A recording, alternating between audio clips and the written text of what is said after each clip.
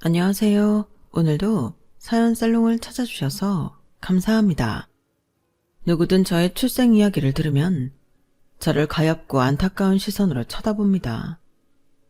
하지만 지금의 새 부모님 밑에서 이렇게나 좋은 건 먹고 보고 경험하며 살아왔던 이야기를 꺼내면 모두 경이로운 눈빛으로 저를 보죠. 태어날 때부터 세상에게 버림받았던 저를 이렇게 좋은 사람으로 성장하게 해주신 저희 아빠, 엄마에 대해서 여러분께 들려드리고 싶네요. 저는 저를 낳아주신 부모님에 대한 기억이 전혀 없어요. 그래서 오히려 그분들이 그립지도 밉지도 않아요. 버려져 있는 갓난 아기를 한 수녀님이 돌봐주시다 보육원에서 생활하게 되었어요. 버려지는 것이 무엇인지 고아라는 것이 뭔지도 모르는 저는 그냥 어린 아이였어요. 제 또래 아이들과 장난치고 놀고 밥 먹고 잠자는 게 제 일상의 전부였죠. 가끔 자원봉사자들이 와서 저희와 놀아주고 선물도 주고는 하셨어요. 그 중에서도 저는 항상 그분이 오시는 날만 손꼽아 기다렸어요. 그분이 바로 지금의 저희 아빠예요. 처음부터 아빠라고 불렀던 것은 아니었어요. 다른 봉사자분들과 똑같이 선생님이라고 불렀죠. 한휘성 선생님. 한 선생님은 정말 좋은 분이셨어요. 그 많은 아이들 이름 한 명 한 명 다 외우시고 항상 다정하게 불러주셨어요. 그리고 항상 저희가 기죽지 않게 얼마나 사랑스럽고 축복받은 아이들인지 잊지 않고 계속해서 이야기해주고는 하셨어요. 보육원의 아이들 모두 한 선생님을 좋아했지만 저는 정말 많이 선생님을 좋아했어요. 그 어릴 때도 한 선생님을 보며 이런 생각을 하고는 했거든요. 만약 나한테도 엄마 아빠가 있다면 이런 느낌일까? 한 선생님이 우리 아빠였으면 좋겠다. 그래서 저는 아주 적극적으로 선생님을 많이 따르기도 했어요. 그런 느낌을 선생님도 받았는지 저를 입양해 당신의 자녀로 크게 해주고 싶다는 속내를 보육원에 비쳤고 저는 그렇게 선생님의 6번째 자녀가 되었어요. 어진아, 어진이가 선생님이라고 부르고 싶으면 그렇게 해도 되고 아빠라고 부르고 싶으면 아빠라고 불러도 돼. 우리는 이제 한 가족이 된 거야. 우리 잘 지내보자. 저는 망설임 없이 아빠라고 곧잘 부르며 따랐고 5살 나이에 새 가족이 생겼어요. 아빠에게는 제 위로 5명의 자녀가 더 있었어요. 첫째 오빠와 둘째 언니는 아빠가 낳은 친자식이었고 셋째 언니, 넷째 오빠, 5째 오빠, 그리고 막내인 저까지 모두 보육원이나 고아원에서 입양해온 자식들이었죠. 갑자기 생긴 대가족에 저는 다가가기 망설였지만 천성이 착한 첫째 오빠와 둘째 언니가 집에 잘 적응할 수 있도록 많이 도와줬어요. 어진아, 괜찮아. 지금은 낯설겠지만 우리 모두 가족이야. 만약에 힘들거나 불편한 것 있으면 언제든 얘기해. 알았지? 나머지 언니 오빠들도 모두 모난 곳 없이 착해서 저는 금방 식구들과 융화될 수 있었어요. 보육원에서는 항상 아빠만 봤지만 집에 오니 엄마도 세상 너무 좋은 분이셨어요. 우리 어진이 손 씻고 밥 먹을까? 오늘 엄마가 어진이 좋아하는 치즈 스파게티 준비했어요. 보육원의 생활도 크게 나쁘지는 않았지만 정말 따뜻하고 좋은 사람들로만 가득 찬 이 집은 천국같이 느껴졌죠. 엄마와 아빠는 저희 남매가 입양하라는 사실에 움츠러들지 않도록 많이 배려해주고 누구보다 잘 챙겨주셨어요. 저희는 사회가 만들어준 또 다른 가족이 된 셈이죠. 나중에 안 사실이지만 아빠와 엄마는 저까지 입양할 계획은 없었다고 해요. 왜냐하면 그때 이미 아빠는 50살, 엄마는 44살이라는 적지 않은 나이였거든요. 게다가 제 위로 이미 5명의 자녀를 두기도 했었고요. 어쩌다 저까지 한 가족이 되어서 8식구가 탄생하게 된 거죠. 제가 들은 엄마는 아빠와 결혼한 뒤로 계속 전업주부였고 아빠는 완전 슈퍼맨이었어요. 똑똑하고 영리한 아빠는 일찍이 한 명문대에서 교육학 교수직을 맡고 계셨어요. 아빠와 달리 작은 아빠는 사업을 시작하셨고요. 그러다 작은 아빠의 회사 규모가 커지자 아빠에게 도움을 요청해 고문 자격으로 회사 운영에도 어느 정도 책임을 지고 계셨고요. 아빠의 그러한 노력으로 저희는 경제적인 면에서 크게 부족한 것 없이 잘할 수 있었어요. 저희가 살던 곳은 6남매가 각자 자기 방을 쓸 수 있을 정도의 추울 때는 따뜻하고 겨울 때는 시원하게 지낼 수 있는 큰 집이었어요. 남매들이 하고 싶어하는 공부들도 다 지원받으며 잘한 덕에 모두 자기 분야에서 알아주는 전문가가 될 수 있었죠.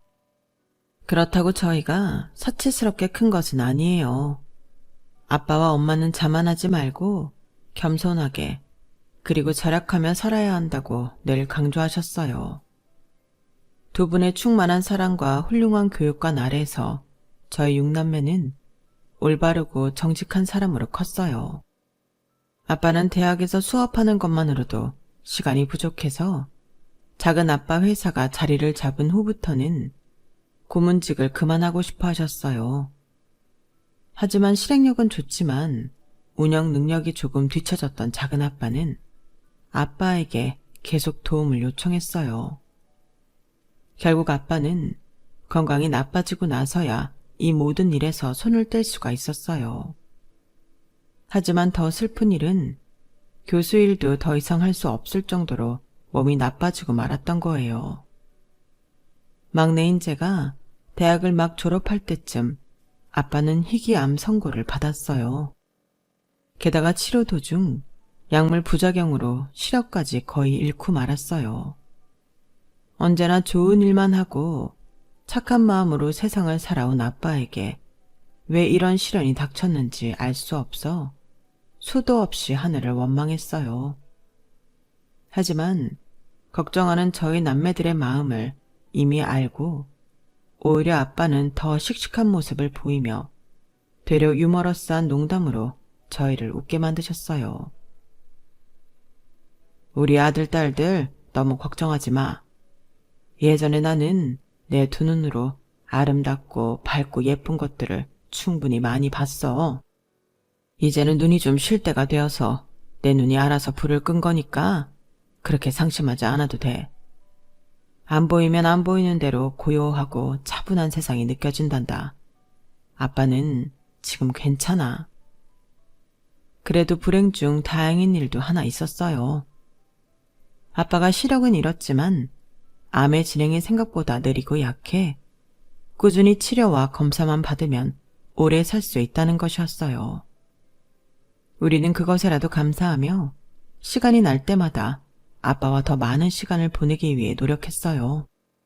작은 아빠는 아빠의 병원이 모두 자기 때문이라고 탓하며 술만 드시면 언제나 미안하다고 사과를 하러 오시고는 했어요.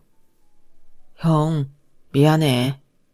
나 때문에 이렇게 못된 암도 걸리고 앞도 못 보게 되고 내가 죽일 놈이야. 내가 정말 미안해. 진석아, 뭐가 미안해. 그런 말 하지 마. 형이 회사 일 이제 발 빼고 싶다고 했을 때 내가 그냥 놔줄걸. 학교 일만으로도 힘들고 바쁠 텐데 이 못난 동생 때문에 회사 일까지 맡아주느라고. 그때 형한테 징징거리면서 계속 도와달라고 했던 거 정말 미안해. 형이 다 나 때문에 스트레스 받아서 이렇게 아픈 거야. 야마, 아니라니까. 나도 회사 고문일 하면서 많이 배웠고 즐거웠어. 그리고 회사가 이렇게 크게 성장하는데 내가 조금이라도 기여를 했다고 해주니 더 기뻐. 진성이 너 때문이 아니고 그냥 내가 병이 올 차례였던 거야. 미안해 하지 마. 작은 아빠는 마음의 짐을 조금이라도 덜고 싶다며 엄마와 아빠가 평생 놀고 먹어도 남을 만큼의 현금 재산을 챙겨주었고 그 외에도 건물, 아파트 땅 등을 엄마 아빠 앞으로 여럿 남겨주었어요. 그 돈을 모두 합치면 저희 6남매가 결혼해서 자식을 낳고 또 그 자식들한테까지 혜택이 갈 수 있을 정도로 많았어요. 하지만 우리 남매 중 그 누구도 아빠 엄마의 재산을 탐내지 않았고 아빠의 건강만 다들 염려할 뿐이었어요. 아빠가 학교를 나갈 수 없게 된 후로 많은 제자들이 직접 찾아오고는 했어요. 제자분들 중에는 아빠처럼 교육자의 길을 걷거나 다른 분야에서도 이름을 알린 분들도 많았어요. 그 중에서 매년 인사를 오시는 박광군 선생님도 계셨어요. 아빠를 진심으로 존경하고 따랐던 제자 중 한 분이었는데 아빠와는 아주 각별한 인연이 있기도 했죠. 아빠는 저를 입양하고도 꽤 오랫동안 주기적으로 보육원에 방문해 아이들과 시간을 보내고는 했어요. 그때 안타깝게도 어린 자녀를 사고로 잃은 박 선생님이 어지러운 마음에 교수님인 아빠를 따라 함께 봉사를 다녔다고 해요. 그리고 저를 포함해 이미 4명이나 입양을 한 아빠를 보며 박 선생님 부부 역시 다른 고아원에서 아이 2를 입양하기로 결심했다고 해요. 박 선생님 말에 의하면 입양 결정에 대해 당시 아빠는 굉장히 단호하고 날카롭게 말씀했다고 하더군요.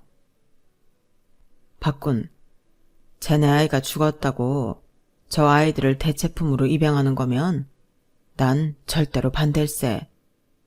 저 아이들 자체로 사랑해주고 품어줄 자신이 있다면 데려가고 그냥 내가 애들 입양한 것이 쉬워 보여서 그런 것이라면 그 결심을 빨리 거두게나. 아닙니다. 교수님이 내 아이나 입양한 것을 보고 용기를 얻은 것은 부정하지 않겠습니다. 하지만 죽은 우리 아이의 대체용으로 생각해 데려가는 것은 절대 아닙니다. 제 친자식보다 더 사랑하고 정성을 다해 기르고 싶습니다. 저 아이들에게 진정한 부모가 되어주겠습니다. 그 후 박 선생님 부부는 어렵게 2명을 입양하게 되었어요. 그리고 정말 정성스럽게 아이들을 보살펴 주셨죠. 2 아이 모두 공부를 좋아하고 영리해서 박 선생님이 일찍이 해외로 보내 공부를 시키느라 저 역시 만나본 적은 없지만 서로에 대한 이야기는 많이 들었어요. 안녕하세요, 박 선생님. 어진아, 오랜만이구나. 잘 지내셨어요? 나야 뭐 늘 잘 지내지. 얼마 전에 첫째가 또 미국에 오라고 그래서 다녀왔어. 정말요? 완전 좋으시겠다. 성공한 딸들이 뭐 1년에 수도 없이 미국 와서 쉬면서 여행하시라고 효도도 하고. 저도 아빠만 건강하시면 없고 어디든 다닐 수 있을 것 같아요. 녀석 참, 말도 이쁘게 하네. 큰애는 얼마 전에 거기서 결혼했어. 그 친구도 미국에 와서 자리 잡은 지 꽤 된 모양이더라고. 둘째는 계속 미국에 있다가 얼마 전에 스카웃돼서 영국으로 건너갔어. 우와, 선생님 딸들 진짜 대단해요. 얼마나 행복하세요? 내가 뭐 해준 거 있나. 다 자기들이 알아서 잘한 거지. 박군 자네도 최선을 다했지. 예전에 자네가 아이들 입양하겠다고 대뜸 말했을 때 내가 모질게 말했던 거 사과함세. 아닙니다, 선생님. 선생님 덕분에 제가 아이들을 거둘 용기가 생겼던 것은 맞는걸요. 그리고 선생님이 염려하셨던 부분도 저 다 이해합니다. 혹시라도 먼저 간 우리 아이 생각에 책임감 없이 입양했다가 모두에게 안 좋은 결과를 가져올까 걱정하셨던 것이잖아요. 저도 이제 나이가 60입니다. 선생님 마음 다 알고 말고요. 애들이 그렇게 훌륭하게 커주니 더 바랄 게 없겠구만. 한국에서 자주 보지 못해서 아쉽기는 하겠어. 네, 아쉽기는 하지만 뭐 어디서든 애들이 행복하다면 다 좋습니다. 박 선생님은 교육학을 배우다가 나중에 심리학 쪽으로 더 심도 있게 공부를 하셔서 당신이 졸업한 모교의 강단에 서시는 분이었어요. 똑같이 대학 교수가 되었다는 것에 용기 있게 새로운 가족을 읽었다는 면에서 참 아빠와 닮은 점이 많으셨죠. 박 선생님이 정말 훌륭하신 분이라 두 사람 모두 그렇게 잘 큰 거예요. 참 어진아. 그렇게 오랜 세월을 알고 지냈는데 우리 애들이랑 한 번을 못 만났지? 다음번에 한국 잠깐 들어오면 내가 어떻게 해서든 자리 마련할 테니 다 같이 한번 만나자꾸나. 네, 너무 좋아요. 정말 꼭 만나보고 싶어요. 사실 저희 남매들이나 박 선생님의 두 딸들 모두 서로 이방으로 이뤄진 가족이란 걸 알고 있었어요. 하지만 두 딸이 어린 나이부터 해외에 거주한 터라 실제로 같이 만날 기회가 없었어요. 그저 박 선생님이 보여주시는 사진으로 서로 커가는 과정을 알고 있을 뿐이었죠. 이것 봐. 그네 결혼 때 가서 찍은 사진이야. 어머, 너무 예뻐요. 이렇게 바다가 보이는 곳에서 하는 결혼식도 완전 로맨틱해요. 우리 어진이도 이제 시집 가야지. 그러게요. 우리 아빠한테 빨리 떡두꺼비 같은 손주 안겨드려야 할 텐데 말이에요. 박 선생님, 늦었지만 첫째 따님 결혼 정말 축하드려요. 고맙다, 어진아. 그리고 얼마 후 저는 회사 동료를 통해서 한 남자를 알게 되었어요. 훤칠하고 뽀얀 얼굴에 크고 긴 손이 아주 매력적인 남자였어요. 그 남자와는 처음부터 대화도 잘 통하고 맞는 구석이 많다고 느껴졌어요. 다행히 상대방도 저에 대해 좋은 호감을 갖고 있었고 저희는 얼마 지나지 않아 연인으로 발전하게 되었죠. 남자친구는 배려심 많고 좋은 사람이었어요. 그와 함께 있으면 항상 즐겁고 의지가 되었죠. 그래서인지 저는 그에게 제 가족 배경에 대해 숨기고 싶지 않았어요. 제 입양 사실과 남매들의 이야기를 했을 때 오히려 그는 제게 이렇게 말하더군요. 와, 아버님이랑 어머님이 정말 훌륭하신 분들이구나. 쉽지 않았을 텐데 너무 대단하시다. 그리고 너무 감사하네. 두 분 덕분에 이렇게 우리 어진이를 만나게 됐잖아. 어진이 부모님 빨리 만나보고 싶어. 좋아. 다음에 같이 인사드리러 가자. 근데 어진아, 나 궁금한 게 있어. 뭔데? 어릴 때 입양되었으면 지금 아빠 성으로 바꿀 수도 있었을 텐데 왜 아직도 이 어진으로 사는 거야? 둘째 언니부터 두 오빠들 그리고 나까지 우리는 모두 성씨가 달라. 그건 아빠 뜻이기도 했어. 아버님이? 우리는 이렇게 만나 한 가족이 되었지만 다른 한편으로는 우리의 뿌리를 잊지 말라고. 아빠 성으로 바꾸는 것보다 우리가 각자 주체적이고 소중한 사람이라는 걸 잊지 말라고 그러셨어. 우리가 입양으로 이루어진 가족이라는 걸 식구들 중 어느 누구도 창피해하지 않아. 어디 가서든 당당하게 말해. 우리는 이렇게 두 번째로 이뤄진 식구라고. 그렇구나. 들으면 들을수록 아버님이 진짜 멋진 분이신 것 같아. 우리가 억지로 아빠의 한시성을 맞추는 건 원하지 않으셨던 것 같아. 정말 쉽지 않은 일이셨을 텐데 존경스러워. 우리 아빠랑 엄마 정말 좋아. 하지만 모든 일이 다 그렇게 순조롭게 흘러간 것은 아니었어요. 어진아, 나 사실 너한테 말할 게 있어. 말해봐. 뭔데? 우리 엄마는 나랑 생각이 좀 다를 수도 있어서 미리 말해두는 게 좋을 것 같아. 엄마는 학벌, 출신, 명예 이런 것들을 좀 중요하게 생각하는 분이야. 나는 네 가족이 어떻게 이루어졌든 하나도 상관없지만 엄마는 조금 삐뚤게 보실 수도 있어. 혹시 그런 일이 생기더라도 내가 최대한 막을게. 어진이 너는 상처받지 않았으면 좋겠어. 준수 씨 어머니는 좀 생각이 다르시구나. 그럴 수도 있지. 사람마다 중요하게 여기는 게 다르니까. 그래서 내가 일찍이 집에서 독립한 이유도 바로 그런 거였어. 엄마랑 내가 사람을 보는 기준에서 너무 충돌이 많아서 많이 힘들었거든.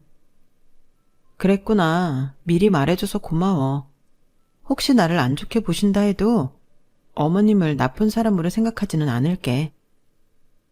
이해해줘서 고마워. 남자친구와 저 둘 다 30대이기도 하고 많이 좋아해 서로 결혼을 원하고 있었어요. 가족들에게 남자친구에 대한 이야기를 전하고 정식으로 집에 인사를 오게 되었어요. 안녕하세요. 어진이 남자친구 고준수입니다. 반가워요. 어진이한테 말 많이 들었어요. 실제로 보니 훨씬 더 잘생겼네요. 내가 지금 몸이 좀 불편해서 앉아서 인사를 다 하네요. 미안해요. 이해해줘요. 아닙니다, 아버님. 지금 치료 중에 계시다는 말은 들었습니다. 얼른 쾌차하셨으면 좋겠습니다. 최근에 허리와 다리 상태도 안 좋아진 아빠는 휠체어 생활을 했어요. 항암도 100% 완전히 성공한 것은 아니어서 아빠의 몸 상태가 좋은 편은 아니었죠. 아버님, 어머님, 제가 어진이를 아주 많이 좋아합니다. 두 분께 어진이와의 결혼을 허락받고 싶어서 이렇게 왔습니다. 아이고, 준수 씨가 엄청 급했나 보네. 이렇게 앉자마자 결혼 얘기를 꺼내고. 아, 죄송합니다. 제가 실수를. 아니에요. 농담이에요, 농담. 아빠는 남자친구의 손을 잡으며 말했어요. 정말 고마워요. 우리 어진이 많이 사랑해줘서. 어진이 잘 부탁할게요. 그럼 허락해 주시는 건가요? 감사합니다. 감사합니다. 많이 아끼고 사랑해 주겠습니다. 아빠와 엄마는 남자친구의 듬직하고 믿음직스러운 모습에 안심이 된 것 같았어요. 엄마는 제 손을 잡고 눈물까지 글썽이셨어요. 우리 딸이 언제 이렇게 커서 시집을 다 간다고. 잘 커져서 고마워, 어진아. 엄마, 그게 무슨 말이에요? 다 엄마랑 아빠 덕분에 제가 지금 있는 거잖아요. 잘 키워주셔서 정말 감사합니다. 남자친구가 인사 온 그날 우리 모두 기분이 너무 좋아 남매들과 다 같이 술도 한잔하고 노래방까지 가서 신나게 놀았어요. 어진아, 너희 식구 정말 다 좋은 분들이다. 나도 아주 오랜만에 이런 가족의 정을 느낀 것 같아. 우리 집은 들어가기만 해도 정적이 대부분인데. 우리가 결혼하면 우리가 또 새로운 가족이 되는 거잖아. 내가 잘할게. 고마워, 어진아. 며칠 뒤 저는 남자친구 집에 인사를 가기로 했어요. 남자친구에게 사전에 들은 어머니의 정보도 있고 해서 조금 긴장이 되더군요. 저희 왔어요, 엄마. 그래. 들어와요. 안녕하세요. 이어진입니다. 서글서글한 인상의 남자친구와는 다르게 매서운 눈매를 가진 그의 어머니의 시선이 머리부터 발끝까지 하나하나 다 꽂히는 것이 느껴졌어요. 이렇게 초대해 주셔서 감사합니다. 초대? 뭐 준수가 소개시켜줄 사람이 있다고 해서 부른 거긴 한데 우리 애랑 결혼을 생각하고 있는 사이라고? 네, 서로 많이 좋아하고 있습니다. 예쁘게 봐주시면 좋겠습니다. 예쁘게 보고 안 보고는 뭐 좀 더 들어봐야 할 것 같고. 엄마.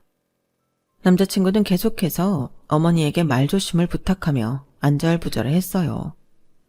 하지만 어머니는 신경 쓰지 않는 듯 계속해서 질문을 이어가더군요. 내가 말을 좀 놔도 되죠? 네, 말씀 편하게 하세요. 어진 씨는 대학은 어디 나왔을까? A대학 졸업했습니다. 그렇구나. 우리 준수는 그보다 높은 N대학 나온 거 알지? 네, 알고 있습니다. 직장은 어디 다니고? 지금은 외국계 기업에서 글로벌 마케팅 일을 하고 있습니다. 외국계면 영어는 좀 하겠네? 유학을 간 것은 아니라 유창한 실력은 아니지만 업무에 지장은 없을 정도로 하고 있습니다. 엄마, 무슨 사람 취조해요. 그만하세요. 얘는? 우리 큰아들이랑 결혼하겠다는데 엄마가 이런 것도 못 물어보니? 남자친구는 역시 이럴 줄 알았다는 듯 고개를 절레절레 흔들었고 저는 괜찮다며 미소로 답했어요. 형제 자매는 다 대학은 나왔니? 네, 저까지 6남매인데 모두 좋은 성적으로 대학을 졸업해 각자 분야에서 열심히 하고 있습니다. 6? 형제가 6이나 돼? 무슨 형제가 그렇게 많대? 그럼 다 결혼은 했나? 저와 제 위에 5째 오빠만 빼고 다들 결혼해서 아이도 낳고 잘 살고 있습니다. 아, 조카까지 다 하면 완전 대가족이겠네. 우리 준수, 어진 씨랑 결혼하면 신경 쓸 일 많겠는데? 아니요, 대가족은 맞지만 모두 욕심 없이 뭐든 도와주려고 하는 분들이어서요. 어머니가 걱정하시는 그런 일은 없을 겁니다. 뭐 그거야 상황이 닥치면 어떻게 되는지 모를 일이고. 부모님은 다 계시지? 나이가 어떻게 되시나? 네, 저희 아빠는 80세 조금 넘으셨고 엄마는 2살 어리세요. 에? 아빠가 80? 형제자매도 그렇게 많은데 도대체 몇 살에 어진 씨를 낳은 거야? 아무래도 남자친구가 저에 관한 이야기를 어머니에게 사전에 하지 않은 눈치더군요. 아무래도 상관없었어요. 제 입으로 직접 말하는 것이 더 설명이 잘 될 테니까요. 사실 저희는 입양가족입니다. 첫째 오빠와 둘째 언니만 지금 엄마 아빠 친자식이고 그 밑으로는 입양을 통해 가족이 되었습니다. 뭐? 입양? 지금 입양이라고 그랬어? 네. 하지만 지금 30년 넘게 다들 너무 잘 지내고 있습니다. 내가 잘들 지내냐고 물어본 게 아니잖아. 입양이 웬 말이야? 준수, 너 알고 있었어? 네, 알고 있었어요. 그런데도 여기에 이 아가씨를 데려온 거야? 엄마, 내가 결혼할 사람이에요. 그러니까 입양되어서 자기 친부모가 누구인지도 모르는 사람이랑 지금 결혼하겠다고 데려온 거냐고. 엄마, 제발. 얼음장 같은 분위기가 이어졌어요. 마음 불편하실 거 압니다. 제가 입양하라는 것에 대해서요. 하지만 저희 부모님 한 번도 저한테 눈치를 주시거나 구박하신 적 없습니다. 다른 형제들한테도 마찬가지고요. 훌륭한 교육관과 따스함 속에서 저희 모두 잘 성장했습니다. 물론 입양에 대한 편견이 있으시겠지만 저희 가족은 정말 그 누구보다 서로 아끼고 잘 지냅니다. 남자친구의 어머니는 이미 제 눈을 쳐다보지도 않으시더군요. 저는 이야기 도중 화가 나서 몇 번이나 일어나려는 남자친구를 붙잡고 다시 차근차근 설명을 했어요. 부모님 밑에서 자라면서 불편함 같은 거 전혀 느끼지 못하고 컸습니다. 어진 씨가 큰 과정은 내가 모르겠고, 그럼 부모님 다 그렇게 연세가 많으니 일도 못하고 집에만 계시겠네? 저희 엄마는 계속 전업주부였고 아빠는 지금 아프시기 전까지는 뭐? 아파? 나이도 많은데 아프기까지 해? 제 말을 잘라 가로챈 어머니는 목소리 톤까지 높여가며 제게 물었어요. 도대체 늙고 아프고 일도 못하는 노인이 둘이나 있는 집 아가씨가 우리 준수랑 왜 결혼을 하겠다는 거야? 남의 아들 그 집 가서 얼마나 생고생을 시키려고.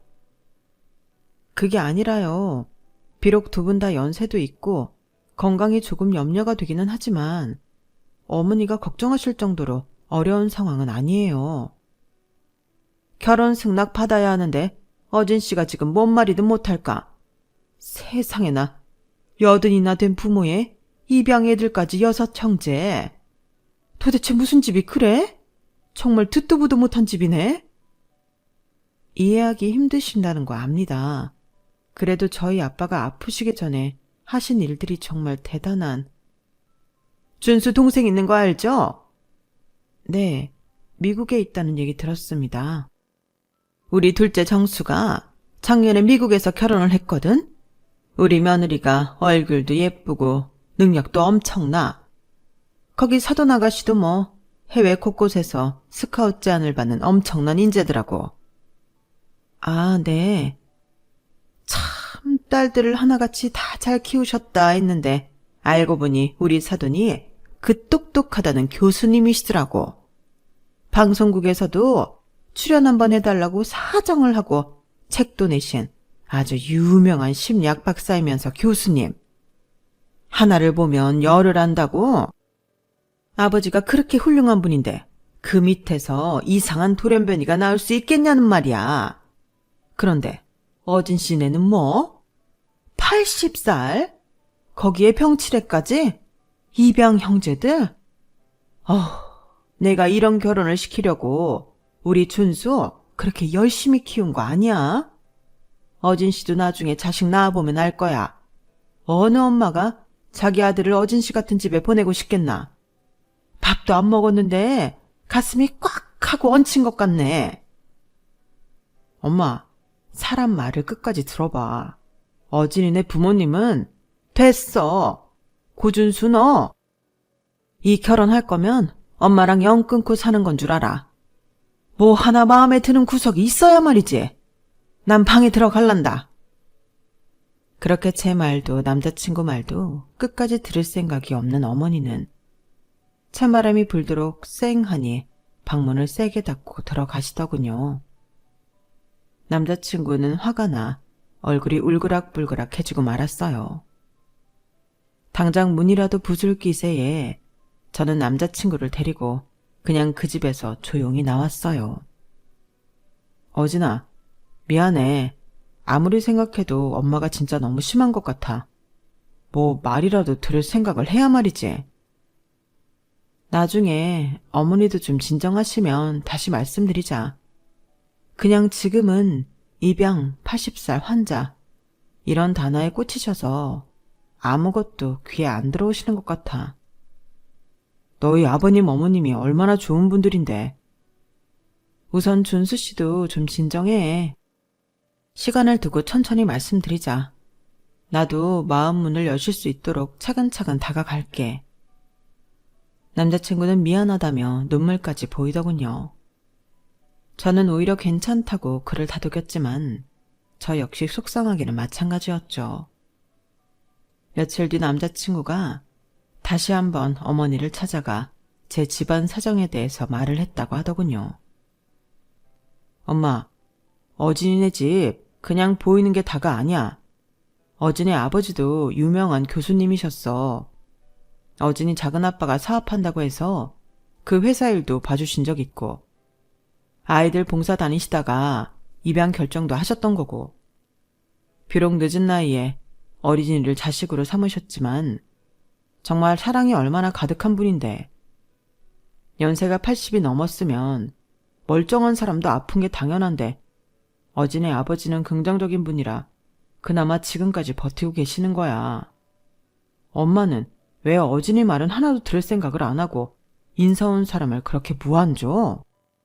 어머니는 남자친구의 이야기를 가만히 다 듣더니 과거에 교수였다는 말에 살짝 움찔했다고 하더군요. 결국 한 방에 오케이 사인이 떨어진 것은 아니지만 정말 어렵게 남자친구 쪽에서도 결혼하라는 답을 얻었어요. 여기까지 오는 과정에 남자친구는 실제로 어머니와 손절하고 살겠다며 실랑이도 했었고 저희 가족 앞에서 무릎을 꿇며 죄송하다고 사과하는 등 많은 사건이 있었죠. 어쨌든 우여곡절 끝에 우리의 상견례 날이 되었고 저보다 엄마 아빠가 더 떨고 계시더군요. 벌써 시집장가 보낸 애들이 넷이나 되는데 왜 이렇게 어진이 상견례가 유독 긴장이 되지? 당신은 안 그래? 나도 그래. 여기까지 오기까지 너무 힘들어서 그랬나.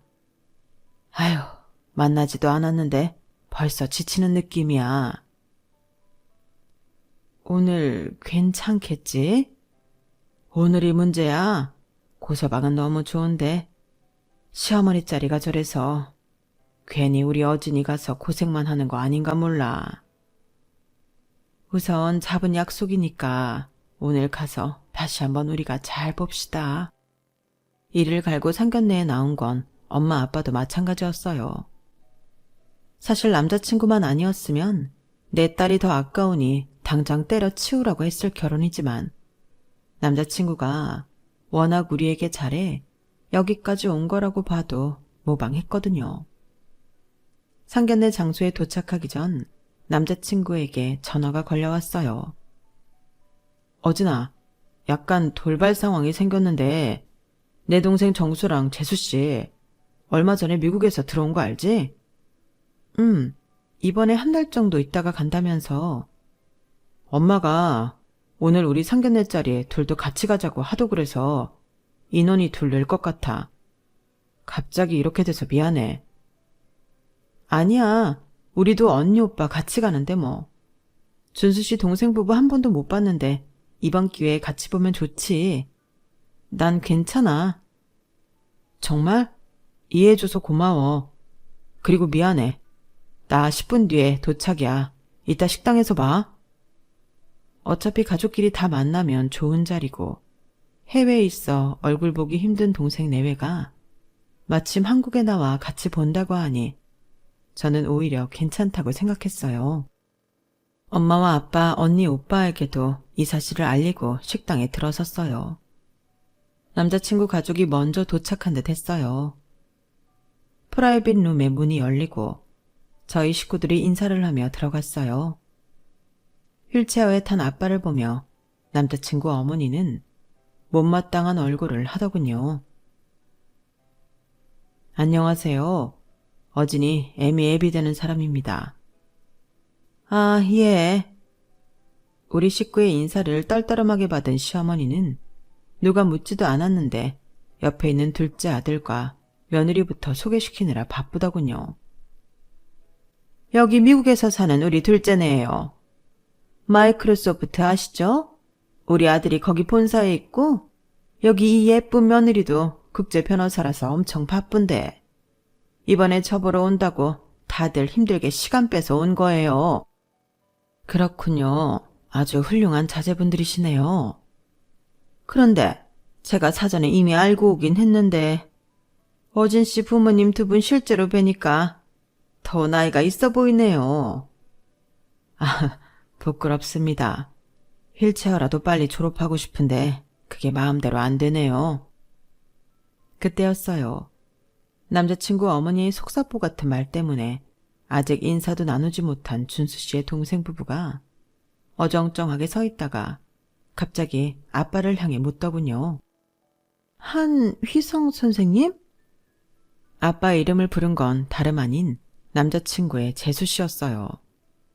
듣던 대로 정말 미인이었고 귀티가 줄줄 흘렀어요. 제가 한휘성이긴 한데 저를 아시나요? 그제서야 여자는 앞불스하는 얼굴로 고개를 숙이더군요. 우리 모두 남자친구의 재수 씨가 어떻게 우리 아빠를 아는 건지 놀란 눈으로 쳐다보고 있었어요. 여자는 자신이 뭔가 실수한 듯 눈치만 살피다 급히 룸 밖으로 뛰어나가더군요. 상황 파악이 안 돼서 다들 눈만 꿈뻑꿈뻑 거리고 있었어요. 아니, 제가 무슨... 여자의 얼굴이 아주 낯선 느낌은 아니었지만 어디서 만났는지 전혀 기억이 떠오르지 않았죠. 결국 그날 상견례는 이상한 사건으로 어설프게 마무리하게 됐고 저 역시 진짜 이 결혼은 안 되는 것인가 하고 슬픈 생각이 차오르더군요. 얼마 후 남자친구가 직접 집으로 찾아왔고 우리 식구들에게 진심으로 사과를 빌더군요. 그러면서 아주 놀라운 이야기를 들려주었어요. 아버님, 어머님, 그날은 정말 너무 죄송했습니다. 괜히 제 동생네 부부까지 와서 다시 한번 사과드립니다. 아니야, 고서방. 우린 괜찮네. 그런데 도대체 고서방 재수씨라는 분은 왜 그랬는지 물어봤어? 아버님 제자분 중에 박, 광자, 군자 성함을 가진 분이 있나요? 내 오랜 제자야. 지금도 연락하고 잘 지내고 있지? 그런데 박군은 왜? 저희도 이번에 알았습니다. 재수 씨가 입양하라는 사실을요. 입양아? 준수 씨, 그게 무슨 말이야? 박 선생님은 또 어떻게 알고? 재수 씨가 박광곤이라는 분의 큰딸이야. 이름은 박선하고 동생은 박현아로 같이 입양되었다고 하더라고. 뭐? 그럼 박군 딸이 고서방 재수 씨였단 말이야? 세상에 이런 우연이? 생각해보니 박 선생님의 두 딸을 사진으로만 봤지 실제로 본 건 처음이라서 한눈에 알아볼 수 없었던 거예요. 박 선생님이 틈만 나면 딸들에게 아빠 사진을 보여주며 당신의 은인이고 저에 대해서도 이야기해줬던 것이에요. 아빠가 눈에 익은 선아 씨는 자신도 모르게 아빠의 이름을 불렀던 거죠. 더 큰 문제는 본인이 박 선생님에게 입양된 것임을 비밀로 하고 있었던 거예요. 박 선생님은 두 딸을 입양한 사실을 알리고 싶었으나 자녀들이, 특히 큰딸인 선아 씨는 마침 박 선생님과 성씨도 같고 해서 자신의 과거를 알리기 싫어했다는 것이죠. 하지만 사진에서 많이 본 아빠의 이름을 자기도 모르게 불렀고 아차 싶어 황급히 자리를 뜬 거예요. 자신이 입양하라는 것을 남자친구의 어머니를 포함해 남편에게도 말하지 않았던 것이에요. 그러다 어느 날 갑자기 들켜버리자 쏜살같이 어쩔 줄 모르고 식당을 뛰쳐나갔던 거죠. 만나보고 싶었던 박 선생님의 딸을 그런 자리에서 만나게 될 줄은 꿈에도 몰랐죠. 며칠 뒤 선아 씨와 박 선생님이 미안한 얼굴로 집을 찾아왔어요. 선생님, 어진아, 미안하구나. 우리 선아 때문에 그날 곤란했다고 말은 들었다. 정말 죄송합니다, 선생님. 저 때문에 불편을 끼쳐드려 죄송합니다. 박군, 이러지 마. 우리한테 미안할 게 뭐 있어. 그나저나 선아가 시댁에서 곤란하지는 않았는지 걱정이 되네. 네, 시댁에서도 제 사정을 이해해 주시고 제 사과까지 모두 받아주셨어요. 제 개인적인 욕심 때문에 정말 죄송합니다. 선아 씨와 박 선생님은 연신 머리를 조아리며 어쩔 줄 몰라 했어요. 선아는 제 딸이 된 순간부터 저와 성이 같다며 좋아했었어요. 어디 가서 친딸이 아니고 입양이 되었고 이런 사실을 밝히지 않아도 된다고 했거든요. 그런데 시댁에까지 밝히지 않았을 줄은. 선아 씨가 울먹이며 말했어요. 저는 진짜 제 아빠라고 생각해서 어디 가서 그런 얘기 하고 다니기 싫었어요. 하지만 한때의 어리석은 제 욕심에 이렇게 모두를 곤란하게 만들 줄은 정말 몰랐어요. 죄송합니다. 다들 숙연해지더군요. 그날 서로가 서로에게 미안한 감정은 말하지 않아도 다들 아는 것 같았어요. 누구도 잘못한 것이 없는데 모두가 고개가 들어지지 않더군요. 얼마 뒤 남자친구의 어머니한테 따로 만나자란 연락이 왔어요. 약속한 카페에 도착하니 전과는 사뭇 다른 화난 표정의 어머니가 저를 반기더군요. 어진 씨, 우선 내가 진심으로 사과할게요. 이번 일로 나도 반성 많이 하게 되었어요. 사람이 보이는 게 다가 아닌데 미안해요. 염치 없지만 어진 씨가 우리 준수랑 꼭 결혼해줬으면 해요. 그리고 어제 둘째 며느리 이야기 다 들었어요. 이제라도 그렇게 알게 된 것에 감사하며 우리는 둘째도 모두 받아들이기로 했어요. 전에 보였던 제 우억스러운 모습 잊어줘요. 앞으로 내가 어진 씨한테 더 잘해줄게요. 저보다 한참 어른인데도 제게 고개를 숙여 사과하고 잘못을 인정하는 모습에 저는 남자친구의 어머니를 다시 보게 되었어요. 그 후 몇 개월 뒤 저와 준수 씨는 많은 이의 축복을 받으며 부부가 되었고 행복한 신혼생활을 시작했어요. 선아 씨, 아니 동서는 서방님과 미국에 돌아가 다시 새 출발을 했고 2달 뒤 또 한국에 나오면 그때는 저희 가족 박 선생님까지 다 같이 만나기로 했어요. 서로 모른 채로 살 수도 있었던 인연인데 이렇게 연결된다는 게 너무 놀랍지 않나요? 아직 휠체어를 벗어나지는 못했지만 하루하루 즐겁게 보내시려고 하는 아빠를 보며 저는 가슴 깊이 감사함과 따스함을 다시 한번 느껴요. 지금의 엄마와 아빠가 안 계셨다면 이런 행복도 알 수 없었겠죠. 글을 마치면서 오늘도 사랑하는 가족들을 만나러 갈까 해요. 제 이야기는 여기까지예요. 들어주셔서 감사합니다. 사랑하는 가족들과 행복하시길 바랍니다. 여러분, 사연 댓글에 응원과 현명한 조언 부탁드려요. 좋아요와 구독은 저에게 큰 힘이 됩니다. 오늘도 좋은 일 가득하세요.